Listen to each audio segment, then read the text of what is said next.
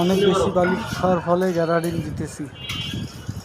এইভাবে গ্যারাডিন দিয়ে কুন্নি দিক কেটে দিতেছি যেন গ্যারাডিনটা ভেতরে যায়। বালুটাও বেশি ভালো ছিল না। তো এই গ্যারাডিন দিয়ে কুন্নির মাথা দিয়ে এখন কেটে দিচ্ছি যেন ভিতরে ফাঁকা না থাকে, আওয়াজ না দেয়। তো আপনারা অবশ্যই গ্যারাডিন দেওয়ার পরে কুন্নিটি দাঁড় দিলে এইভাবে বন্ধ করে নেবেন, এটা ভালো হয়।